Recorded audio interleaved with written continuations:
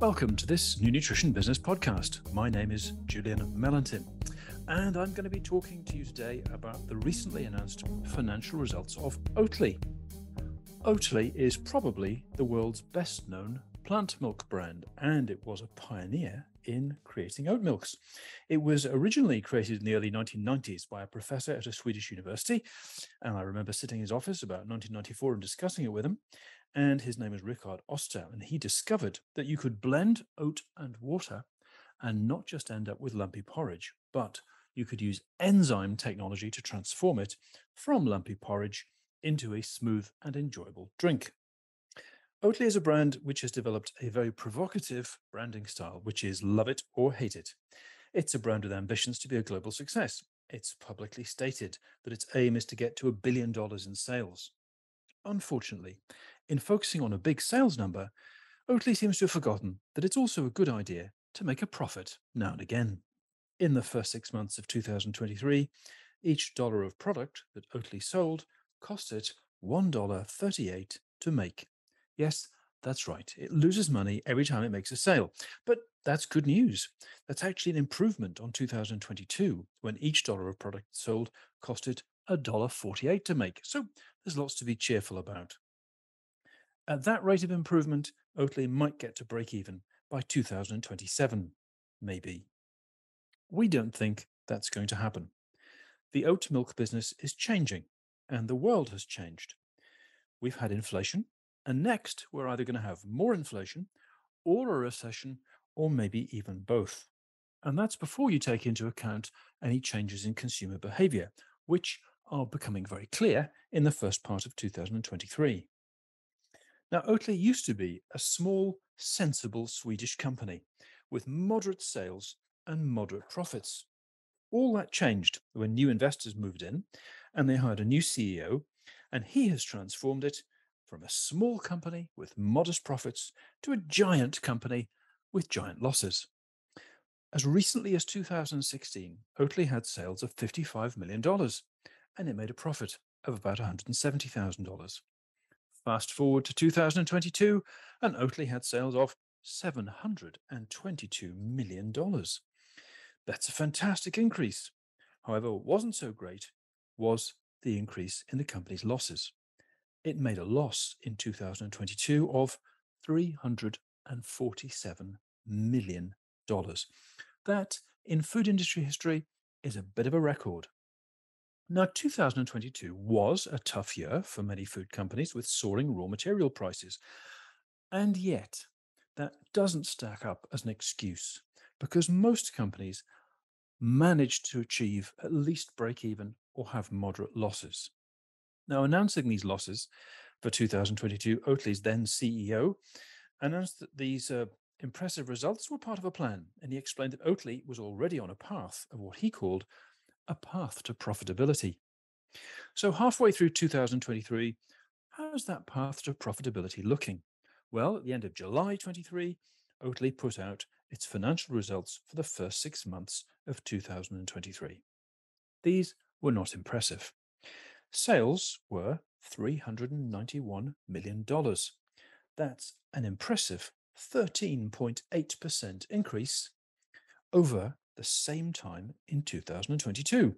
However, that growth reflects price increases, the same price increases that everyone in the food industry had to put through to cope with higher raw material prices. When you look at volumes, the number of litres sold of Oatly, it's not quite such a glowing picture. Overall, it was up, but a much more modest 6%. However, typically Oatly produced impressive losses, an operating loss in the first 6 months of $147 million. Now, that's a smaller loss than the same time the year before, when it made a loss of $166 million. But at this halfway point in the year, it's clear that Oatly is on track for sales of around $780 million and losses of $294 million. If you look at the details of Oatly's financials, it's noticeable that as a company, it desperately needs to cut its overheads. In fact, it did actually manage that in the first 2 or 3 months of 2023. But overall, in the first half of 2023, its overheads increased by $10 million. So that reversed the effect of the small cut in overheads earlier in the year. This suggests that someone in management isn't quite on top of their job in the way that they should be. Now, when they made their announcement of the first half's results, Oatly's senior management presentation did say that it was their intention to cut 85 million off their overheads by the end of 2024, and that was one of the things that was going to help them get to break even. Well, we've done our own maths, and we don't think that's enough. More like 115 million is what they're going to need to cut off. They're also going to have to grow steadily at around 15% per annum. Maybe they'll get somewhere close to that. They've managed 13.8% so far in 2023, and they will have to increase their gross margin, which was an average of 11.6% in 2022. They've actually managed to get that up to 18.3% in the first 6 months of 2023.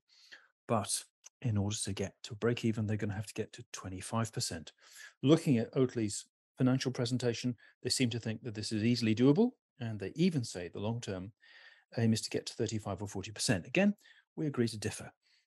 Now, when you actually look at the individual details of where Oatly is selling its products, the different parts of the world, a much more interesting picture emerges. So let's start with the good news. Well, what Oatly refers to as EMEA, EMEA, Europe, Middle East, and Africa, is in fact really just called Germany, UK, and Sweden more accurately. And although the company is expanding its distribution within Europe, we're not aware of it being very significant. Europe accounts for about 50% of Oatly's total sales. And they were up by 17.6% by value, by volume, 7.2%, pretty good, as they expanded into new markets like Poland and Spain and Italy. And it's really this European business that's keeping Oatly going as it stands. And there's also a lesson here. Had Oatly been a little less ambitious, had it simply decided to excel and be strong in the European market and not be quite so ambitious in simultaneously in China and in the Americas, then what we'd be looking at now is a company which is half the size of the current one, but actually makes a profit, not a whacking great $300 million loss. Perhaps they could have got themselves established in Europe first and then later expanded elsewhere. Perhaps they could have been happy enough with having a $400 million business that produced a profit. It's a reminder that the obsession with scalability and growth, which comes from the investment community, which you hear from senior executives in big food companies, is often a complete red herring. Far from it being a brilliant idea by corporate and business geniuses to grow a business, the lesson of the past 15 years in the food industry is it's often an excellent way to do your business a lot of harm. And for every 10 companies that say they're aiming for scalability and colossal growth and billion-dollar targets, it would be a miracle if even one of them ever achieved that. And in fact, that's pretty generous. It's probably more like 1 in 100. So that's just a reminder. If you work for a company or you're investing in a food business where senior management says the most important thing is scalability and achieving enormous growth, run a mile, because what that's telling you is that those people have got ideas which made perfect sense 10 years ago or 20 years ago, but simply haven't kept up with the fact that our markets and the economy in which we operate are now changed. And what seemed very doable in the past is just not so doable today. Oatly's second biggest market after Europe is the Americas. And in the first half of this year, it produced an impressive result with sales up 19.4% to $61 million. This was primarily due to price increases because volume growth was just 1.7% in the first 6 months. Why was volume growth so low? Because the US market is changing. In 2022, the US plant milk market, which is the biggest in the world, which is the pioneer that everyone looks to, actually declined for the first time in 35 years. So volume went down about 2 or 3 percentage points. Sales value went up because, of course, they generated price increases. What's particularly interesting is that all plant milk sales went down, with the exception of oat milk. Now, it's often said that plant milk's sales are cannibalizing dairy milk. We don't think that's true anymore. It's not been true for a little while.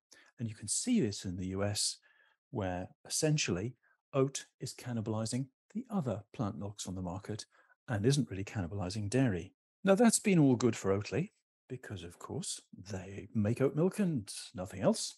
They've ridden on the back of the growth in oat milk sector in recent years and should go on doing so. There's just one little problem. Oat milk is a premium item. It sells at 100% premium to regular cow's milk. The people who've been motivated to consume oat milk are ones who are looking for something that enables them to have like a milk-like beverage without the digestive discomfort they associate with dairy. As I just explained, quite a lot of people have switched across from less good tasting alternatives.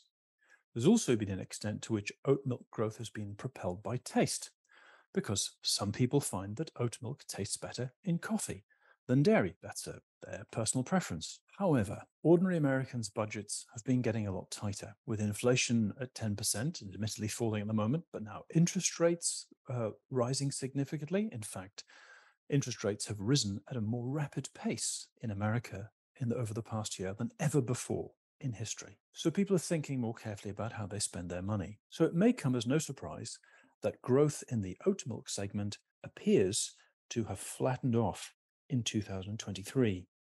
Now, if you just think about this market for a moment, tens, maybe even hundreds of brands have poured into the oat milk segment in the United States over the course of the past 2 or 3 years.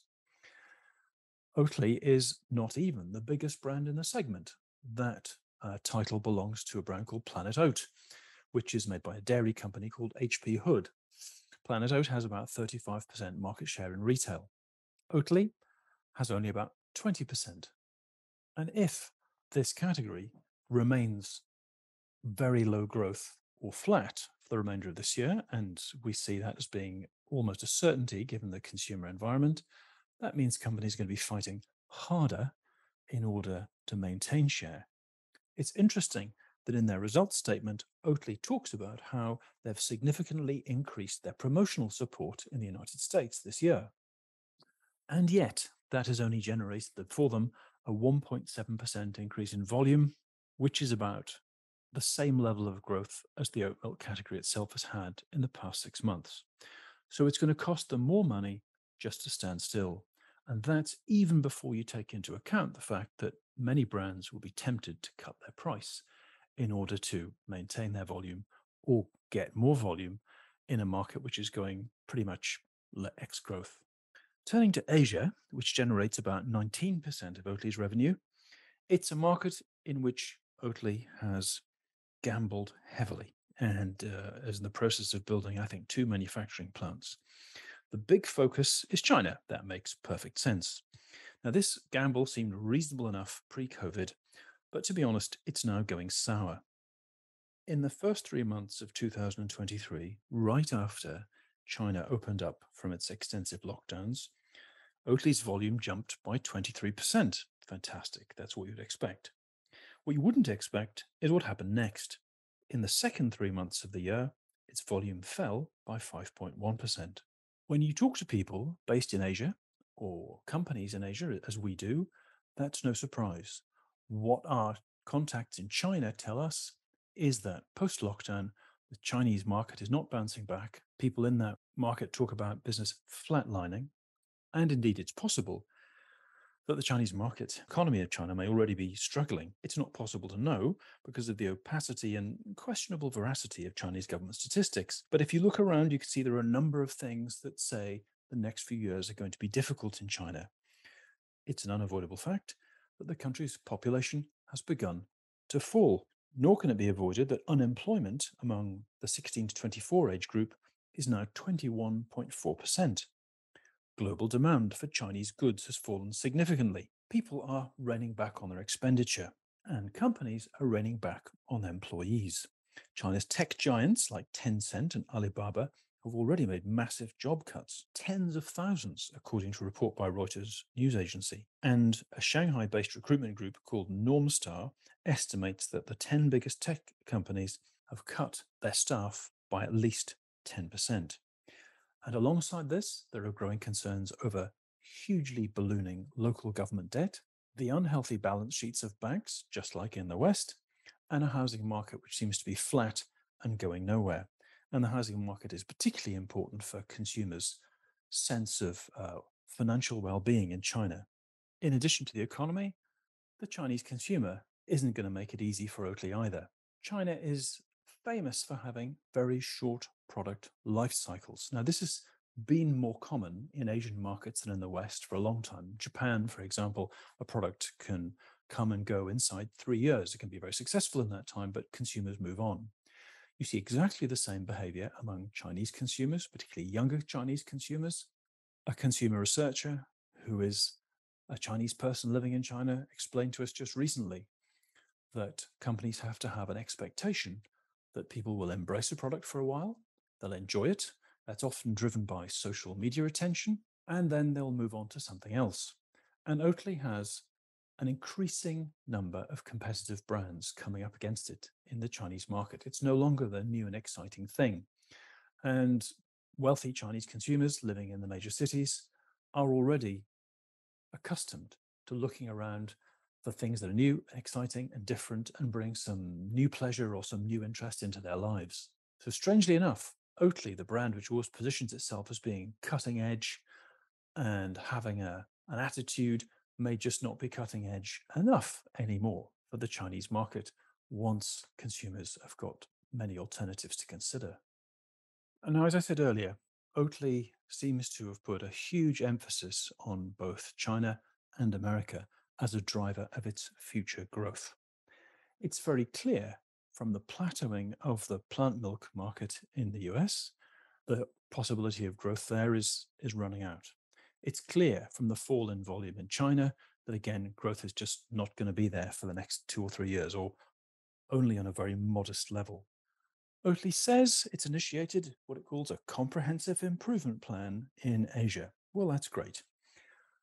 That comprehensive improvement plan might enable their business there to survive, maybe even enable it to get to profit. It loses money in Asia, as it does in the United States, but it's not going to help return the business to the huge level of growth it's looking for. It's not going to help the business return to the fast growth it needs if it's to get to break even. And taking together the change in the consumer perspective and the economics of the American and Chinese markets, it's very clear that Oatly's claim that it will achieve overall profitability by the end of 2024 is looking a little bit thin. Oatly overall has two big problems. The first one was it had a strategy which made sense in the easy times when money was cheap and consumers were willing to spend lots of money on new things. Those years came to an end with COVID, and it doesn't look like they're going to return anytime soon.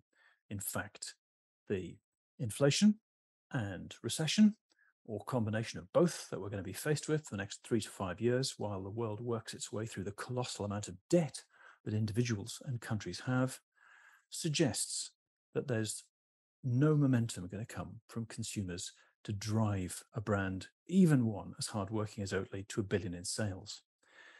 Oatly's business model was one borrowed from Silicon Valley, the assumption being that you grow sales and then profits somehow magically follow. That may make perfect sense in the world of technology. It has never made any sense in food. Food is an ultra-competitive, low-margin business. Oatly really has no point of difference, which is why it is unsurprisingly a distant second in the US market to its rival Planet Oat.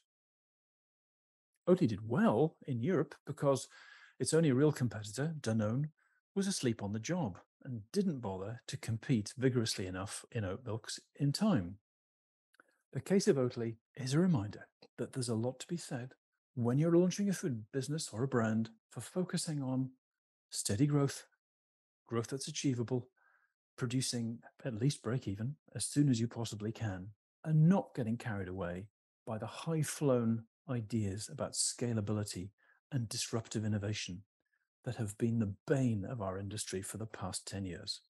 Those days are over, and Oatly is going to show us just how over they are. Thank you all very much for listening. I hope you've enjoyed this podcast. If you would like to know more, please go to our website, www.new-nutrition.com. We have lots of useful case studies there, such as one on Oatly. And of course, there's our world-famous 10 key trends in the business of food, nutrition, and health. Please go and subscribe to our service. You'll find it's worth every cent. And you can also keep up with our podcasts, both the customer ones behind the paywall or some of the free ones we do on Podbean. Hope you all have a lovely day, and thank you very much for listening.